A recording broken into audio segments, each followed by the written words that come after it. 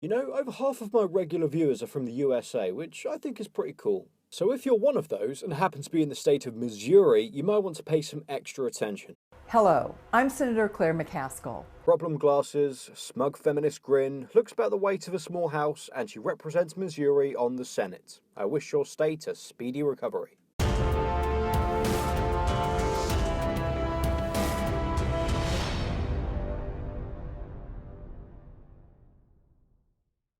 As one of just 20 women currently serving in the Senate, Is it my imagination, or did she word that in a way that would imply there was something to blame for only 1 out of 5 seats being held by women in the Senate? it's important to me to encourage more women to run for office. Well, that shouldn't be too hard. Looking at the general average college enrolments in the US, quite heavily favours women and has done for the past 30 years, with the gap only increasing. Perhaps you could spend your time more constructively and convince these women who are being prioritised for university spaces to take up politics in college. This, for example, shows the gender disparity in political methodology. Perhaps you could talk them into taking these kinds of courses because 1 in 5 women on the Senate reflects what I'm seeing here on the graph. Only about 1/5 of the students in the class are women, and women are not choosing to take them. There's a third link in the description that shows the general gender split across a variety of courses, split into certain categories that show women mostly dominate fields like healthcare, education, and social work. So given all this data freely available to somebody like me, surely a politician of your caliber could have access to far more information,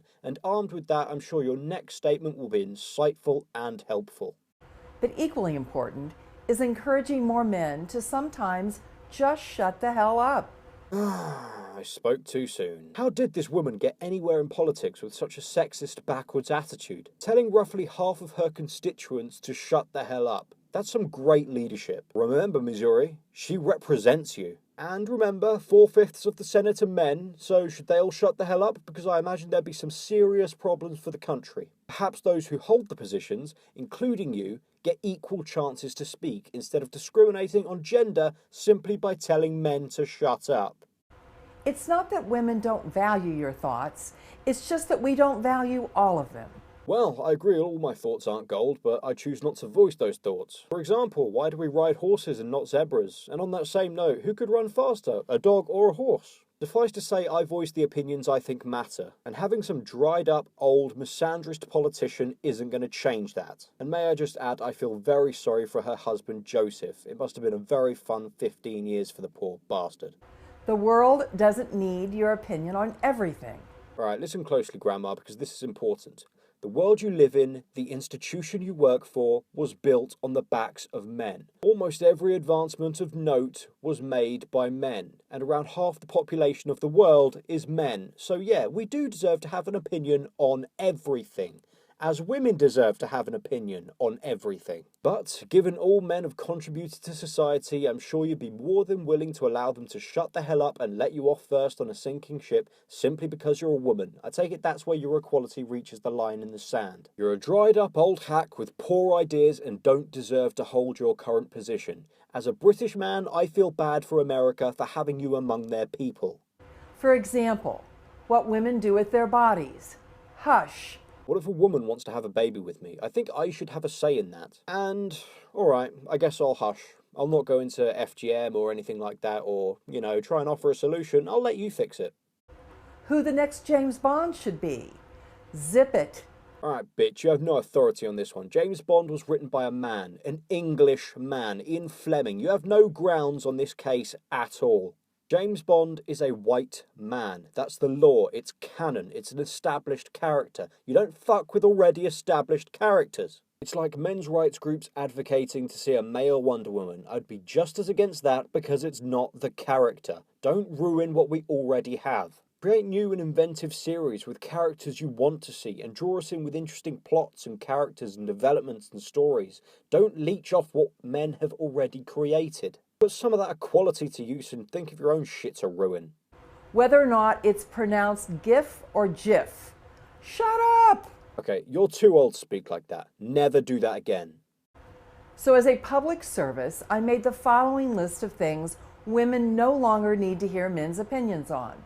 Alright, it won't stop us having opinions. You're free not to listen. I'll keep saying what I think and you're more than welcome to go and fuck off out of earshot. There's a good girl.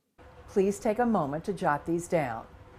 Star Wars, pantsuits, selfies, Shonda Rhimes, curtains, carbs, millennials. Alright, let's break these down. I heard Star Wars. Star Wars was created and written by a man, George Lucas, so I imagine his opinion on the subject is still pretty important, you fuckwit. And I heard curtains? Fucking curtains? So you're saying men can't have opinion on curtains in their own house? I mean, what the fuck is wrong with you? Are you off your meds or something? And I noticed you said carbohydrates. Carbohydrates are a macronutrient that are in food. Believe it or not, men eat food too, you know. I find it hard to believe you haven't noticed that poor bastard you're married to eating once in a while. And millennials. You get there are male millennials too, right? And frankly, you're too old to pretend you care about that generation anyway, so save me the energy of cringing at your attempt at caring. And simply move on with your list. Body hair removal. You get that men do that too, right? We shave. I mean, well, some of us do. Religion, gluten, Harry Potter, nut allergy, Star Wars again. Why the fuck are you mentioning Star Wars twice? It seems that since Disney ruined it by introducing the new Mary Sue lead character and the newest Disney princess Kylo Ren, that feminists have now decided they want in on the franchise. And that their opinions on the franchise somehow matter more than people who have been lifelong fans for years. Of course, Star Trek is better, but that's a debate for another time. All art in general, whether or not to brine the Thanksgiving turkey, and ethics in gaming journalism. Looks like we've got a secret Anita Sarkeesian fan here. And all art in general, despite the vast majority of great historical works of art being painted by men. And instead of actually getting good at art and trying to compete with the truly inspiring works of historical art, you create piles of shit and call it modern art. And then you insist it's good, and if anybody disagrees, well, you simply don't understand it. It reminds me of the tale of The Emperor's New Clothes by Hans Christian Andersen. I'll leave a link to a wiki article about the tale. You can draw your own parallels. And we don't have Thanksgiving here in Britain. We don't really have anything to be thankful for.